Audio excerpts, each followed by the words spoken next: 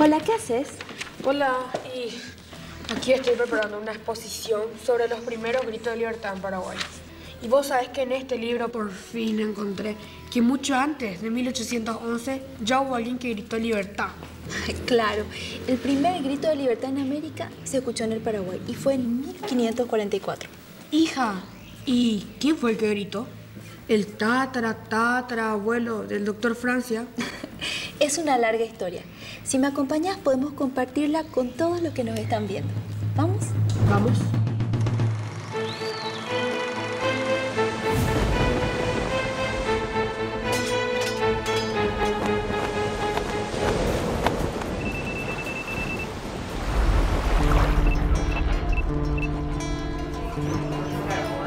Aquí comienza la historia del Paraguay. Aquí, en esta fonda fue el primer grito.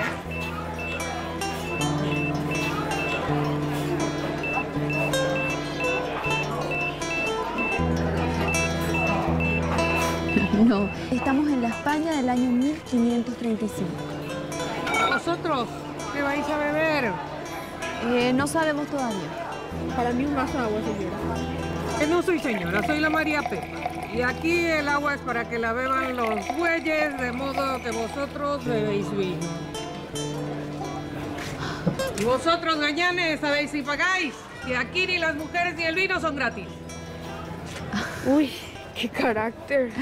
Bueno, te decía, aquí están preparándose para partir hacia América. Son los que van con el adelantado Pedro de Mendoza. Ah, sí. ¿Y don Pedro está aquí? No, él está en el palacio recibiendo las órdenes reales de Carlos V. Pero aquel que está en aquella mesa, Sí. ¿sabes quién es? ¿Quién? ¿Aquel que está tan alegre? Sí, ese es Juan de Salazar y Espinosa. ¿Te suena el nombre? El que va a juntar a Sí, y a su lado está Juan de Ayolas, lugarteniente de don Pedro.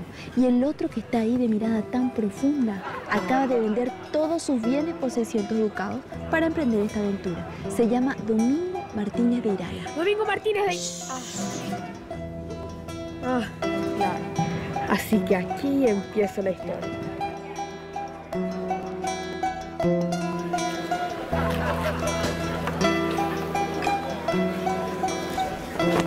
Después del descubrimiento de América, España y Portugal empezaron a competir en una carrera por conquistar la mayor cantidad posible de territorios.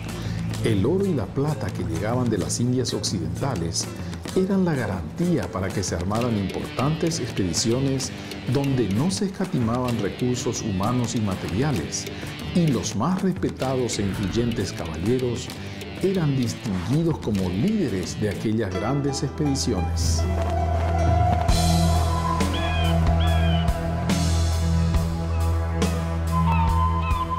Que Domingo de Irala vendió todo lo que tenía para salir en esta aventura. Estas expediciones eran muy costosas y las tenían que financiar los mismos expedicionarios. Pedro de Mendoza también invirtió toda su riqueza con la expectativa de volver cargado de fortuna, honores y un título de marqués. Era como una gran apuesta donde se podían ganar grandiosos premios. ¿Y ganaron? Me estás haciendo adelantar un poco la historia. Pero no, en el caso de don Pedro no.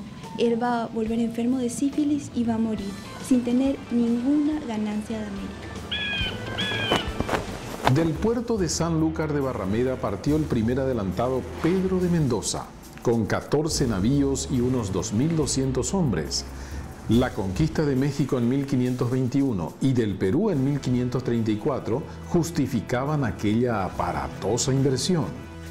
El descubrimiento del Río de la Plata por Juan Díaz de Solís en 1516 y las exploraciones de Alejo García en 1524 y Sebastián Gaboto en 1528, donde aparecen indicios de metales preciosos, atrajeron a muchos jóvenes europeos, incluso de familias acomodadas. Entre ellos, Domingo de Irala, hijo de un escribano real, procedente de la localidad de Vergara, donde vivía en una casa bien instalada. El estudioso español Miguel Ángel El Coroberesíbar, en su libro asegura que quien sería conocido como Capitán Vergara tenía buena posición social, propiedades y dinero, pero dejó todo para abrazar la aventura que lo llevaría al origen de una nueva nación, en el corazón de América.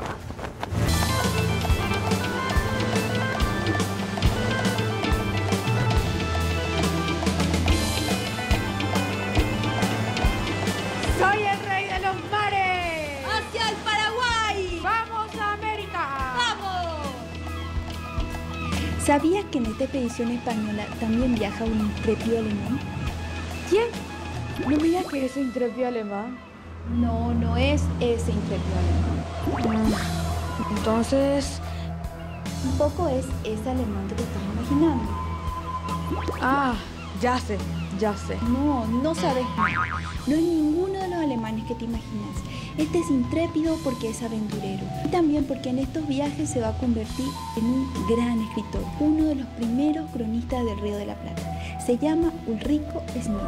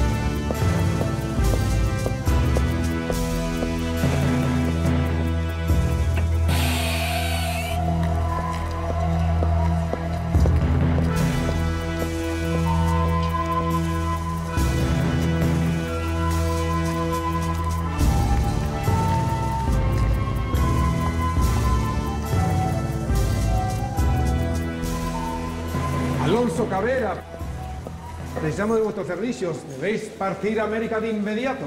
Como usted ordene, Su Majestad. Debe imaginar que es por el fallecimiento de Pedro de Mendoza. Así es, una verdadera pena. Necesitamos resolver esta falta de gobierno antes que haya incidentes que lamentar. He preparado una real cédula en la que habilitamos a los expedicionarios a elegir autoridad, con mi consentimiento y el de la reina. Su Majestad, ¿no le parece un poco arriesgado? ¿Y si se levanta contra el rey? Para eso vais, don Alonso, con la Guardia Real, para que se cumplan bien nuestras órdenes y que se haga la voluntad del rey.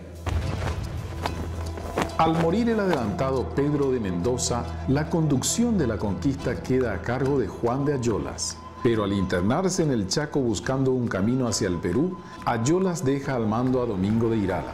Juan de Salazar y Espinosa había fundado una casa fuerte a orillas del río Paraguay, donde se alió con los carios.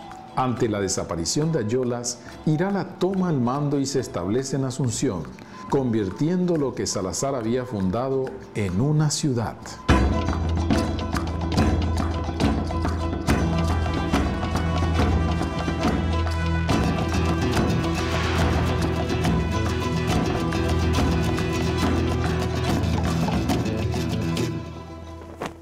Por el poder que me han otorgado el rey y su señora madre, la reina, y de acuerdo a la cédula real que yo he traído a esas tierras, y a la elección que vuestros compañeros han confiado en vos, yo, el oficial real Alonso Cabrera, os confiero el título de gobernador.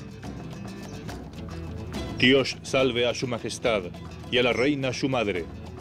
Gracias a vosotros, compañeros, y podéis saber que no os voy a defraudar. ¡Viva! La llegada del veedor Alonso Cabrera a América habilitó a los españoles a elegir, según Dios y sus conciencias, a quien los iba a gobernar. Esta elección fue un valioso antecedente democrático y un respaldo institucional a la gestión de Domingo de Irala. La primera urna de la democracia en América fue el cántaro paraguayo, según aseguran algunos textos históricos. Pero la democracia estaba todavía muy lejos. Las mujeres tuvieron que esperar 4 siglos para ejercer su derecho al voto. Y los dueños de casa no tenían voz ni voto. Y ahora falta el otro personaje importante en esta historia. ¿Quién? Álvar Núñez, cabeza de vaca.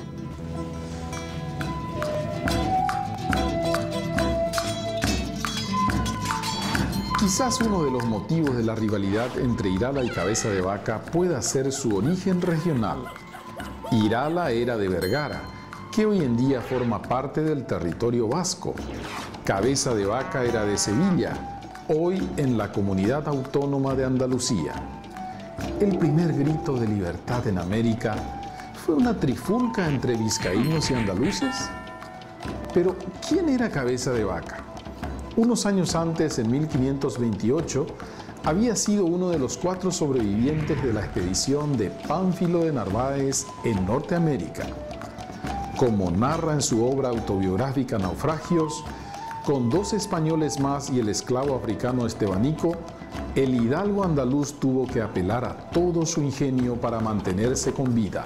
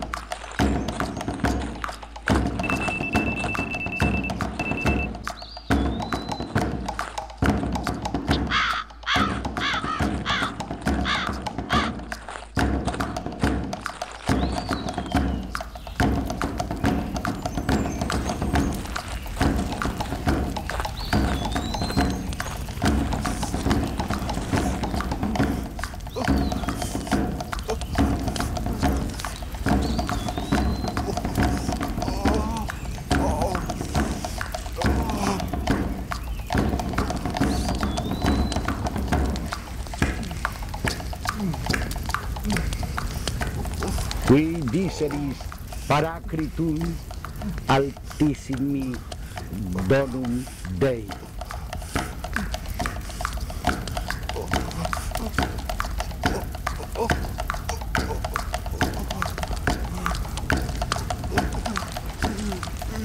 Orten repellas longius, passenque dones protinus.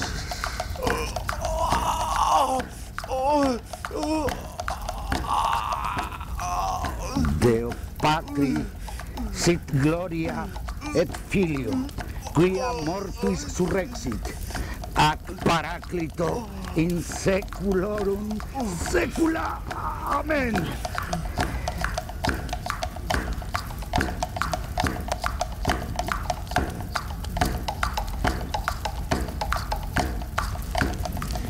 ¿Cabeza de Vaca era médico? No, pero cuando toda la expedición de Pánfilo de Narváez naufragó, él y 3 compañeros más sobrevivieron 8 años viviendo entre los indígenas y se ganó la fama de curandero hasta que vinieron a rescatar.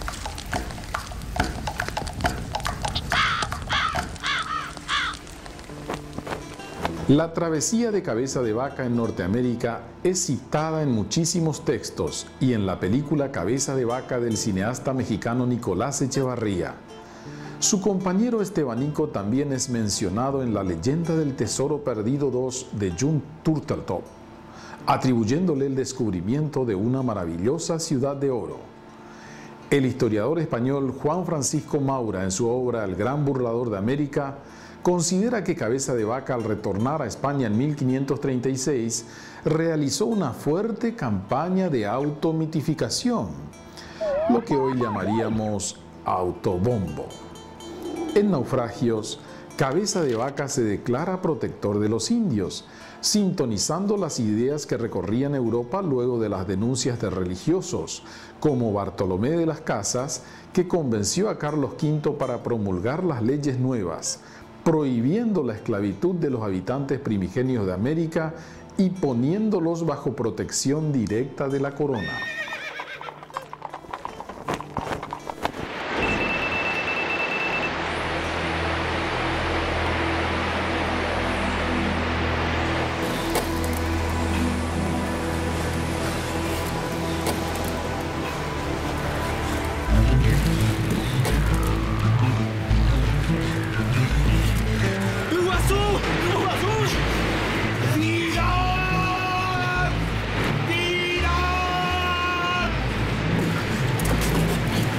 ¡Santa María!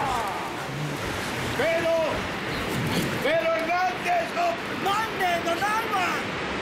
Por gracia del Señor y la de su majestad, hoy por orden se anote este descubrimiento como cataratas de Santa María.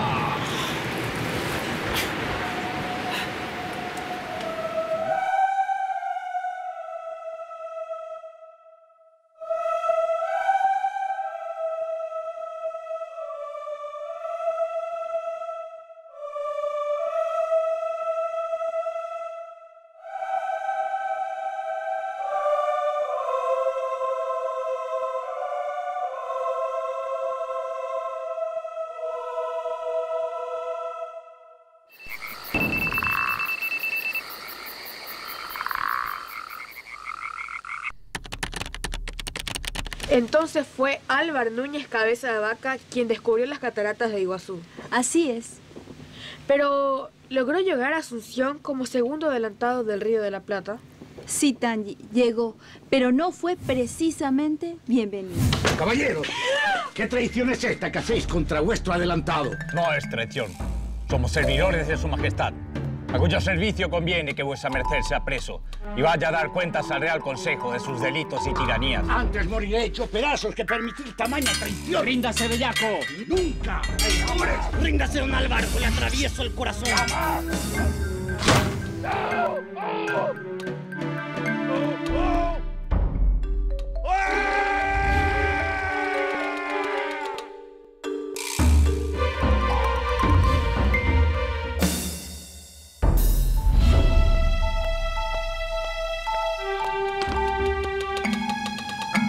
Está bien. Me doy por preso. Os entrego mis armas.